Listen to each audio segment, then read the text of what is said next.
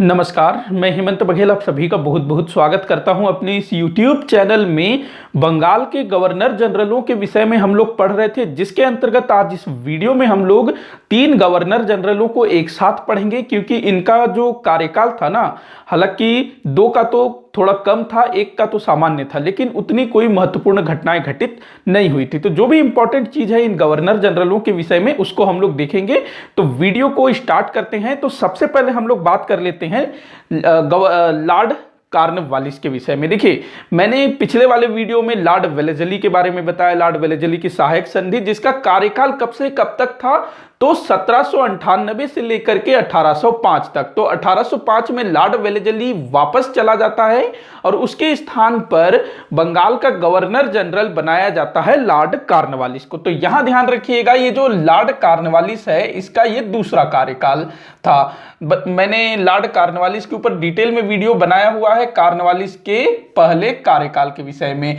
तो Lord Cornwallis का पहला कार्यकाल कब से कब तक था, तो 1786 से लेकर के 1893 तक। तो ये चीज भी आप लोगों को ध्यान में रखना है, 1793 से 1786 से 1793 तक।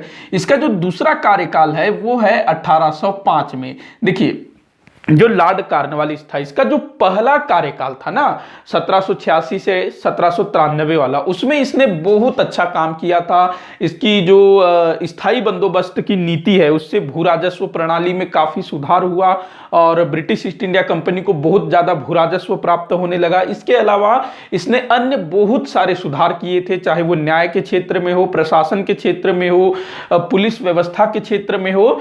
तो इसी चीज को देखते हुए इसको जो है सन 1805 में पुनः बंगाल का गवर्नर जनरल नियुक्त किया जाता है। अच्छा, एक चीज ना मैंने इसके बारे में नहीं बताया था लॉर्ड कॉर्नवालिस के विषय में। लॉर्ड कॉर्नवालिस जब 1793 में बंगाल के गवर्नर जनरल के पद से इसका जो कार्यकाल पूरा हो जाता है, तो उस समय जो है ना, ब्रिटिश ईस्ट इंडिया कंपनी के द्वारा लॉर्ड कॉर्नवालिस के अच्छे कार्यों को देखते हुए इसको 20 वर्ष के लिए 5000 पाउंड प्रति वर्ष पेंशन देने का तय किया जाता है। तो इसको जो है 1793 से प्रति वर्ष 5000 pound British east India company द्वारा दिया जाता था, और ये जो है ना 20 वर्ष के लिए तय किया गया था। तो इसको ध्यान रखिएगा, मैं बताना भूल गया, कभी पूछा जा सकता है। तो इसके समय में क्या काम हुआ 1805 में, तो कुछ भी काम नहीं हुआ। देखिए क्या था, जब ये आया 1805 में, तो दुर्भाग्यवश इसकी बहुत जल्दी मृत्यु हो गई। एक स्थान है उत्तर प्रदेश में, याद रखिएगा, गाजीपुर। तो गाजीपुर में ही इसकी डेथ हो जाती है और वहीं पर इसका समाधि भी है गाजीपुर में। आज भी आप लोग जा सकते हैं वहां देखने। तो गाजीपुर में इसकी समाधि है, वहीं इसकी डेथ हो गई। तो इसका चैप्टर क्लोज। तो ये हो गया आपका पहला, मतलब कि लॉर्ड वेलेस्ली के बाद। इसके बाद जो दूसरा गवर्नर जनरल आया, तो उसका नाम याद रखेंगे, सर जॉर्ज बार्लो। क्या नाम था? Sir George Barlow. तो इसके समय में कुछ घटनाएं घटित हुई थी, उसको हम लोग देखेंगे। सर जॉर्ज बार्लो, इसका कार्यकाल था 1805 में शुरू हुआ और 1807 में समाप्त हुआ। मात्र 2 वर्ष का कार्यकाल था जॉर्ज बार्लो का। तो इसके समय में कुछ चीजें हुई थी। पहला चीज आप लोगों को याद रखना है, होलकर के साथ राजपुर घाट की संधि। देखिए, पिछला जो वीडियो था ना, लॉर्ड वेलेस्ली की सहायक संधि, तो उसमें मैंने बताया था कि ये जो होलकर था, उसने सहायक संधि की थी सन 1805 में, लेकिन मैंने शायद उसमें लॉर्ड कॉर्नवालिस का समय बताया था, उसको आप लोग सुधार लीजिएगा। होलकर के साथ जो राजपुर घाट की संधि हुई थी, सहायक संधि, ये किसके टाइम पर हुई थी, तो इसी जॉर्ज बार्लो के समय में राजपुर घाट की संधि। और ये संधि कब हुई थी, तो 1805 में हुई थी। ध्यान रखेंगे, 1805 में हुई थी, दिसंबर 1805, 25 दिसंबर 1805 में हुई थी। और ये जो संधि है, हो सकता है इसका जो वार्ता काफी लंबा चला होगा, तो कई सारे पुस्तकों में ना 1806 भी मिलता है, जनवरी 1806।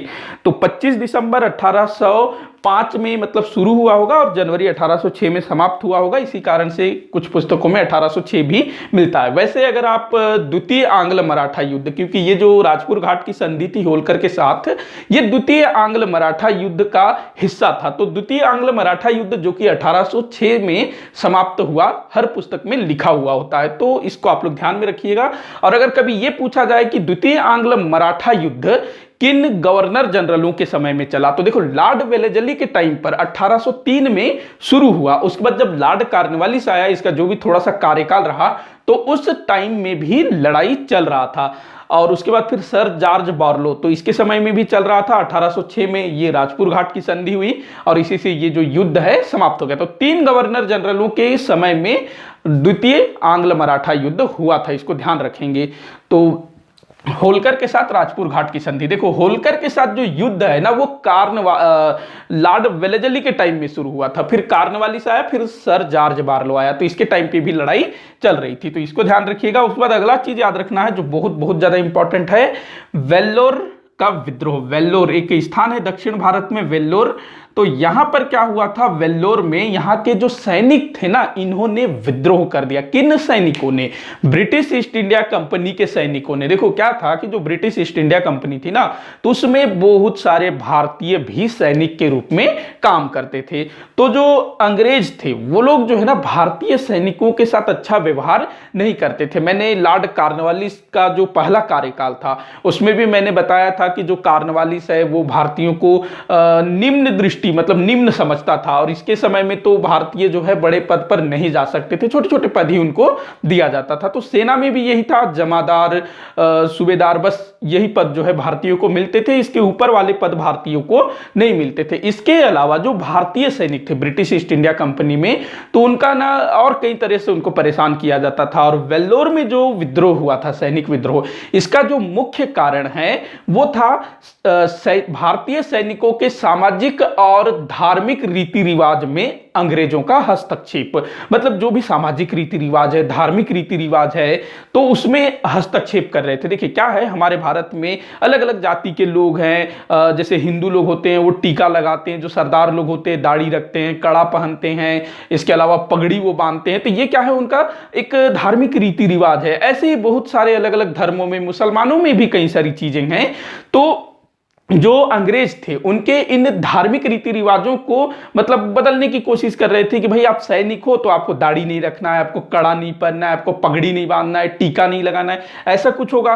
तो इससे जो है वेल्लोर के जो सैनिक है वो तंग आ गए और उन्होंने सन 1806 में, याद रखिएगा, सन 1806 में इन्होंने विद्रोह कर दिया। देखो 1857 का जो क्रांति था वो भी सैनिकों द्वारा शुरू किया गया था ना, चर्बी वाले कारतूस उनको दिए जा रहे थे।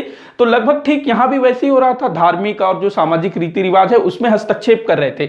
तो सन 1806 में वेल्लोर के जो सैनिक है वो एकजुट हो जाते हैं, अंग्रेजों के खिलाफ विद्रोह कर देते हैं। और ये क्या करते हैं, मैसूर के जो राजा है ना, उस समय तो नाम मात्र के राजा थे मैसूर के राजा, 1799 में टीपू सुल्तान को मार दिया जाता है और एक छोटे से बच्चे को, हिंदू जो राजवंश था पहले, उसको वहां का शासक घोषित कर दिया जाता है। तो नाम मात्र का वो शासक था। तो वेल्लोर के जो विद्रोही सैनिक थे उन्होंने मैसूर का झंडा फहरा दिया, मतलब कि भाई हम अंग्रेजों के अधिकार को नहीं मानते, हमारा राजा कौन है, मैसूर का राजा। तो इसको ध्यान रखिएगा। और यहां पर ना बहुत सारे अंग्रेज सैनिक मारे गए, मतलब कि जो क्रांतिकारी थे ना, मतलब जो विद्रोही सैनिक थे भारतीय सैनिक, उन्होंने बहुत सारे अंग्रेज सैनिकों को मार दिया था। लेकिन इस विद्रोह को बर्बरता पूर्वक कुचल दिया गया था। तो इसको ध्यान रखेंगे। वेल्लोर का विद्रोह कहां हुआ था, दक्षिण भारत में। किसके समय में हुआ था, सर जॉर्ज बार्लो के टाइम पर। अच्छा, सन 1806 से मुझे एक दूसरा चीज और याद आ रहा है। सन 1806 में क्या हुआ था, मुगल बादशाह अकबर द्वितीय, ये जो है बादशाह बना था। तो ये जो बादशाह बना था ब्रिटिश संरक्षण में बनने वाला पहला बादशाह था। तो वो किसके टाइम पर था, सर जॉर्ज बार्लो के टाइम पर। और जो दिल्ली है ना, सन 1803 में अंग्रेजों के अधिकार में आया। मतलब कि 1803 में किसका कार्यकाल था, लॉर्ड वेलेजली। जिस समय आंग्ल मराठा युद्ध चल रहा था ना, तो उसी समय एक अंग्रेज अधिकारी था लॉर्ड लेक, इसका नाम याद रखेंगे, कभी पूछा जा सकता है।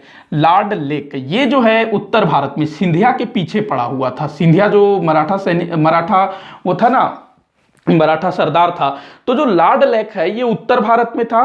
तो इसी ने 1803 में दिल्ली पर अधिकार कर लिया। ध्यान रखेंगे, कभी पूछा जाए दिल्ली पर किस अंग्रेज अधिकारी ने अधिकार किया था, तो लॉर्ड लेक का नाम आप लोगों को याद रखना है। कब किया था, तो 1803 में लॉर्ड वेलेजली के टाइम पर। और इस समय बादशाह कौन था, तो शाह आलम द्वितीय। और जो शाह आलम द्वितीय था ना, उसको अंग्रेज अपना पेंशनर बना लेते हैं। तो 1803 में ये चीज, और 1806 में शाह आलम द्वितीय की डेथ हो जाती है। फिर उसका बेटा अकबर द्वितीय, वो पहला मुगल बादशाह जो ब्रिटिश संरक्षण में बनता है, तो वो ध्यान रखेंगे 1806 में। तो जॉर्ज बार्लो के टाइम पर बस इतनी ही चीजें आप लोगों को याद रखनी है। इसके बाद तीसरा, मतलब कि वेलेजली के बाद, तो ये है लॉर्ड मिंटो प्रथम। मिंटो नाम का ना आगे चल करके लगभग 100 साल बाद एक और होगा गवर्नर जनरल, लेकिन वो वायसराय के नाम से जाना जाएगा। तो लॉर्ड मिंटो प्रथम, इसका कार्यकाल कब से कब तक होगा? तो 1807 में इसका शुरू होता है और 1803 में 1803 नहीं, 1813 में इसका कार्यकाल समाप्त होता है। तो लगभग 6 वर्ष इसका कार्यकाल था लॉर्ड मिंटो प्रथम का। तो इसके समय क्या महत्वपूर्ण घटना घटित हुई थी उसको अब हम लोग देख लेते। हाँ ठीक, माफी चाहूंगा, हाँ ठीक जा रहा है। तो इसके समय में क्या महत्वपूर्ण घटना हुई थी उसको हम लोग देख लेते हैं। तो जो लॉर्ड मिंटो प्रथम था, इसने क्या किया, अपना एक दूत भेजा किसके पास? ईरान के शासक के पास। ईरान का जो शाह था ना, ईरान कह लो, फारस कह लो, पर्सिया कह लो, तो उसके पास अपना एक राजदूत भेजता है, जैसे कि लॉर्ड वेलेजली ने भी भेजा था, ईरान के पास भेजा था। तो वैसे ही लॉर्ड मिंटो प्रथम ने भी भेजा, और उसका उद्देश्य क्या था? तो ये था कि जो ईरान का शासक है उससे ये वादा करवाया गया कि ईरान के शाह ने इस मतलब जो प्रस्ताव भेजा, मतलब लॉर्ड मिंटो ने अपने दूत के माध्यम से ये प्रस्ताव भेजा था कि जो ईरान का शाह है वो अपने क्षेत्र से किसी भी विदेशी सेना को अपनी अनुमति के बिना गुजरने नहीं देगा, ये बोला। और इस चीज को ना ईरान के शाह ने स्वीकार भी कर लिया था। तो ये आप लोगों से पूछा जा सकता है कि किसने अपना दूत जो है ईरान के पास भेजा था? तो लॉर्ड मिंटो ने, लॉर्ड वेलेजली ने। तो इस चीज को आप लोग ध्यान में रखिएगा। तो ये था, उस समय ना फ्रांसीसियों का भय था, हालांकि जो भय थोड़ा कम हो गया था, लेकिन फिर भी एक सुरक्षात्मक दृष्टि से इस टाइप की नीति अपनाई गई थी। अगला इंपॉर्टेंट चीज लॉर्ड मिंटो प्रथम के टाइम पर जो बहुत बार पूछा जाता है वो है सन 1809 का अमृतसर की संधि। सन 1809 अमृतसर की संधि। देखो अमृतसर मतलब क्या आ गया? पंजाब आ गया। अभी तक जो है ना पंजाब ये बिल्कुल मतलब अछूता था, मतलब अंग्रेज जाते थे वहां, ऐसी बात नहीं है, लेकिन अंग्रेजों का प्रभाव वहां नहीं था पंजाब में। तो अब जो है, हालांकि इस संधि के बाद भी ऐसा कोई प्रभाव स्थापित नहीं होता है, लेकिन इंपॉर्टेंट है अपने आप में अमृतसर की संधि। देखो ये मैं संधि वगैरह नहीं लिख रहा हूं, खाली जगह का नाम लिख रहा हूं, फिर भी यहां लिख देता हूं। अमृतसर की संधि कब हुई थी? तो 1809 में। किसके टाइम पर हुआ था? लॉर्ड मिंटो प्रथम के समय में। और किसने इस संधि में अंग्रेजों की तरफ से भाग लिया था? तो नाम याद रखेंगे, चार्ल्स मेटकॉफ। चार्ल्स मेटकॉफ, जो कि आगे चल करके गवर्नर जनरल भी बनेगा। चार्ल्स मेटकॉफ ये जो है ब्रिटिश ईस्ट इंडिया कंपनी की तरफ से जाता है। और इधर कौन था? तो उस समय पंजाब का शासक कौन था? महाराजा रणजीत सिंह। ध्यान रखेंगे, महाराजा रणजीत सिंह थे इस समय अपने क्या कहते हैं पंजाब के महाराजा रणजीत सिंह। तो ये जो संधि हुई थी अमृतसर की संधि क्यों हुई थी, क्या इसकी शर्तें थी, ये हम लोग देख लेते हैं। तो देखो जो अंग्रेज थे ना, मतलब ब्रिटिश ईस्ट इंडिया कंपनी, उनका जो राज्य है या फिर कहें उनका जो प्रभाव क्षेत्र है वो अब कहीं ना कहीं सिखों के साम्राज्य को स्पर्श करने लगा था। तो कहीं ना कहीं टकराव होना अवश्यंभावी था, क्योंकि जो पूरा का पूरा जो राजपुताना है जो किसी समय में मराठों के प्रभुत्व में आ रहा था, तो वो अब कहीं ना कहीं ब्रिटिश ईस्ट इंडिया कंपनी के प्रभाव में आने लगा था। क्यों? क्योंकि जो सिंधिया था ना, ग्वालियर के सिंधिया, उसने कई सारे क्षेत्रों पर अंग्रेजों को मतलब जो सिंधिया था उसने अंग्रेजों के साथ सहायक संधि कर ली थी। तो एक प्रकार से सिंधिया पर किसका प्रभाव स्थापित हो गया? कंपनी का प्रभाव स्थापित हो गया। दिल्ली भी अंग्रेजों के अधिकार में आ गया। तो कहीं ना कहीं जो अंग्रेज थे, कंपनी थे, वो पंजाब की ओर अग्रसर हो रहे थे। तो और जो पंजाब के जो शासक थे महाराजा रणजीत सिंह, वो भी जो है साम्राज्यवादी प्रवृत्ति के थे और वो भी निरंतर अपने साम्राज्य को बढ़ाने में लगे हुए थे। तो कहीं ना कहीं दोनों जो है घबराए हुए थे। और इसमें एक तरह से अगर हम लोग देखें तो अंग्रेज जो कि बड़े चालाक चाटुकार टाइप के व्यक्ति थे, तो महाराजा रणजीत सिंह को भी मतलब भय था कि ये लोग इधर भी ना बढ़ जाएं। और इसके अलावा जो ब्रिटिश ईस्ट इंडिया कंपनी थी उसका जो है ईरान के शाह के साथ दोस्ती हो गई थी, मित्रता हो गई थी। तो महाराजा रणजीत सिंह को यह भी भय था कि ये दोनों मिल करके मुझ पर अटैक ना कर दे, क्योंकि देखो एक तरफ ईरान, एक तरफ इधर भारत वाला भाग, बीच में हो रहा है पंजाब। जो महाराजा रणजीत सिंह थे ना, उन्होंने पूरा काबुल वाबुल तक को अपने अधिकार में ले लिया था, जो आज के समय में अफगानिस्तान में है। तो बहुत बड़ा एरिया उन्होंने जीत लिया था।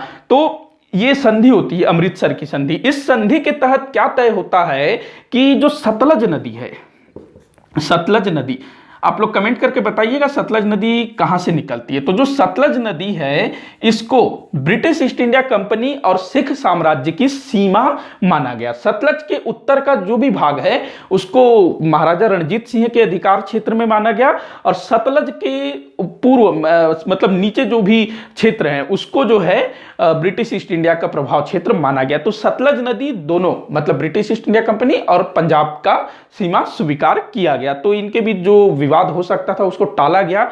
और देखो, जब तक महाराजा रणजीत सिंह थे ना, ब्रिटिश ईस्ट इंडिया कंपनी मतलब कि अंग्रेज, ये पंजाब में कुछ नहीं कर सके। लेकिन जैसे ही महाराजा रणजीत सिंह की डेथ हो जाती है, उसके कुछ ही वर्षों बाद पूरा का पूरा जो पंजाब है ना, वो ब्रिटिश साम्राज्य में मिला लिया जाता है। हम लोग पढ़ेंगे सिख मतलब आंग्ल सिख युद्ध के विषय में, महाराजा रणजीत सिंह के विषय में, तो उस टाइम पे इस चीज को डिटेल में हम लोग पढ़ेंगे। तो आज का जो टॉपिक है यही समाप्त होता है। बस ये तीनों गवर्नर जनरलों के बारे में देखना था, और जितनी भी चीजें मैंने यहाँ बताई है सभी परीक्षाओं में पूछी गई है।